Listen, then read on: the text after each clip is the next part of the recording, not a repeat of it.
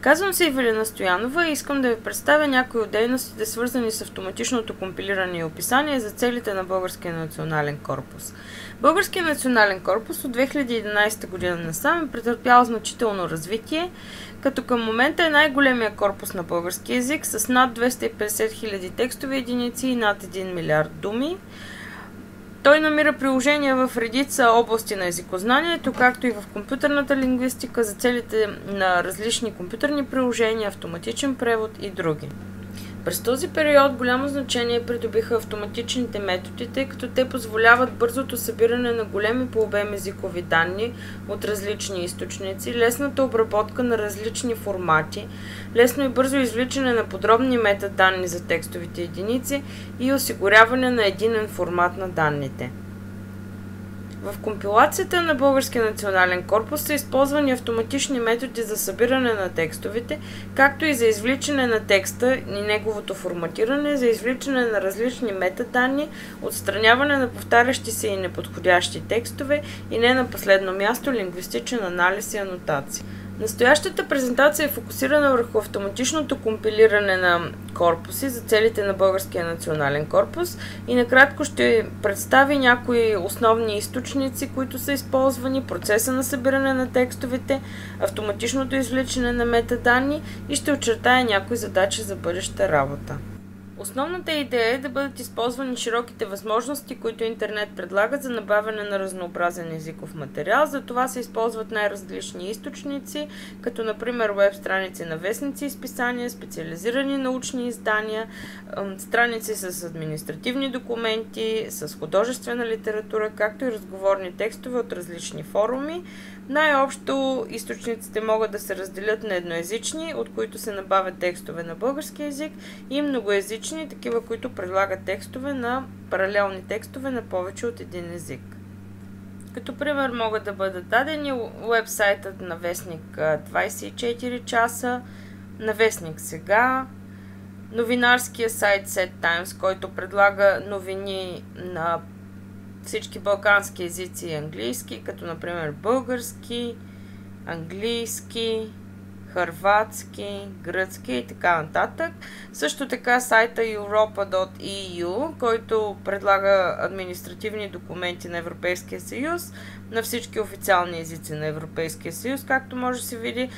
Също така файловете са в различни формати, HTML, PDF и така нататък.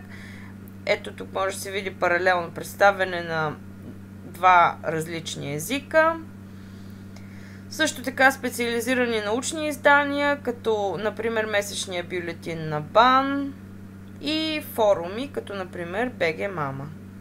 Автоматичното събиране на текстове се нарича веб-краулиране, като терминът идва от английски език и представлява процесът на автоматично обхождане на интернет с цел да се намерят и съберат документите. Извършва се от компютърни програми, наричани веб-краулери или паяци. Кроулерите могат да бъдат общи и фокусирани, като общите кроулери събират всички страници, като в същото време се свалят много невалидни или неподходящи такива, и процесът е бавен и неефективен. За разлика от общия кроулер, при фокусиране е трудно да се постигне изчерпателност, изисква се предварително проучване на източниците, но пък се свалят само релевантни документи и може да бъде постигната добра ефективност. За нашите цели използваме основно фокусирано кроулиране, няколко различни вида такова кроулиране. Първия вид използва шаблони в веб адресите, както може да се види в примера. Всички веб адреси на статии във вестник 24 часа са последния модел, като накрая се съдържа 7-цифрен идентификационен код на всяка статия. При допълнителни наблюдения установяваме, че можем значително да ограничим броя на линковете, които трябва да проверим за валидност, тъй като статиите са с номера между 3 милиона и 600 и 4 милиона. Също така можем да забележим, че невалидните страници или са празни, или съдържат съобщение, че страницата не е намерена, с което лесно можем да ги отстраним, и всяка страница също така отваряме поточно веднъж, с което осигуряваме ефективност. Другия подход, фокусирано кроулиране, е с събиране на линкове или link harvesting. Ако отворим, да кажем, рубриката оживление на 24 часа, получаваме списък с статии, след което от този списък можем една по една да обходим дадените статии. Ето, например, първата, пенсионер гледа 11 пълна и така нататък. Най-често обаче се използва комбиниран подход за фокусирано кролиране, както в случая с 24 часа. Като първа стъпка използваме шаблони за веб адреси, за да обходим всички рубрики във вестник 24 часа, като новини, мнения, спорт и така нататък. А втората стъпка вече за всяка рубрика е събирането и обхождането на всички линкове за достъп до отделните статии. В някои случаи събираме линковете чрез пускане на дадена заявка, както в случая с Europa.eu. На този сайт пускаме заявка за търсене на регламенти през 2013 година, например, в резултат на което получаваме списък с документи, който можем да обходим и да свалим всички документи в него.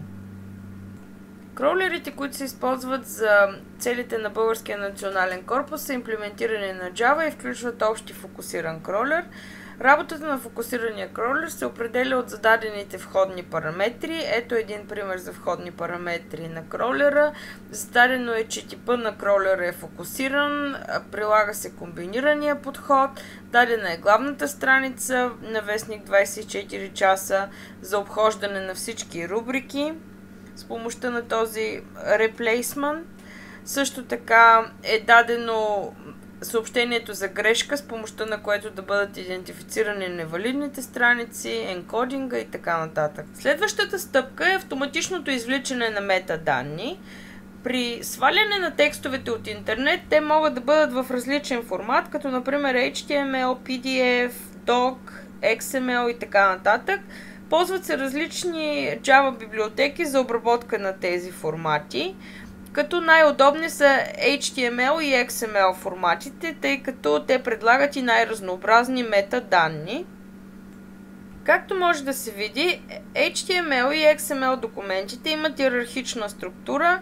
Например, Page Content съдържа Page Left Content, което от своя страна съдържа Article, което от своя страна съдържа Head и така нататък. Трябва да се намерят съответствията между елементите от XML или HTML структурата и полетата на метаданните в описанието на текстовите единици в Българския национален корпус. Когато се намерят тези съответствия, могат много лесно да се извлекат съответните метаданни. Ето като пример тази страница, статия от вестник 24 часа, пенсионер гледа 11 пълна и съответстващия на нея HTML код. Тук се вижда как можем да намерим елемента в HTML кода, който съответства на заглавието на статията. Намираме елемент от тип div с атрибут клас и стойност head и от него извличаме под елемента h1, който представлява заглавието. По сходен начин намираме всъщност кой е елемента, който съдържа датата на издаване на текста, а също така и автора на текста. По абсолютно същия начин намираме елемент от тип span с атрибут клас със стойност article date и от него извличаме под елемента a link, който означава автора. По този начин можем да изведем един съвсем прост алгоритъм, който също така можем да регулираме с входни параметри, т.е. кой е елемента, който ползваме и по какъв начин го съотнасяме с съответния компонент в метаданните. Метаданните имат голямо значение за осигуряване на качеството на Българския национален корпус, тъй като на първо място те осигуряват спазването на закона за авторското право, който изисква цитиране на източника и автора на дадено произведение, което се ползва. Също така предоставят възможност за анализ на представителността и балансираността на Българския национален корпус или на неговите подкорпуси, също така позволяват извличане на подкорпуси по определени критерии, като например стил, да кажем само художествени текстове, или тематична област, автор, година на издаване, източник и така нататък. Както може да се види, в системата за търсене в Българския национален корпус също се позволява избиране на конкретни метаданни и ограничаване на техните стойности, така че да се извършва търсене в даден подкорпус, като в случая география, текстове издадени през 2011 година. В обобщение може да се каже, че в периода между 2011 и 2013 година са събрани над 240 000 текстови единици и над 800 милиона думи за български език, както и над 1 милион текста на чужди езици на над 47 езика. От всички тези текстове над 95% са събрани и описани напълно автоматично, като 70% от полетата на метаданните са попълнени, което показва много добро покритие на автоматичното извличане на метаданни. Също така част от текстовете и метаданните са проверени автоматично или полуавтоматично, в някои случаи и ръчно. Метаданните се допълват, обобщават и уеднаквяват за всички източници. Ето пример за едно приложение, с помощта на което може да се извършва редакция на метаданните, както и на текста. Задачите за бъдеща работа са в няколко различни насоки. На първо място разширяване на Българския национален корпус с нови корпусни единици, осигуряване на високо качество на корпуса и на неговото описание, подобряване също така на ефективността на автоматичните методи. Между основните задачи са намиране на нови източници с български и многоезични текстове, разширени проверки за релевантност и коректност на свалените документи, което има отношение към ефективността, подобряване на методите за извличане на метаданни, разширено и вярно описание на всички текстове единици. В бъдеще също така може да се имплементира и разпределено кроулиране, т.е. Distributed Web Crawling, за значително повишаване на ефективността. Благодаря за вниманието.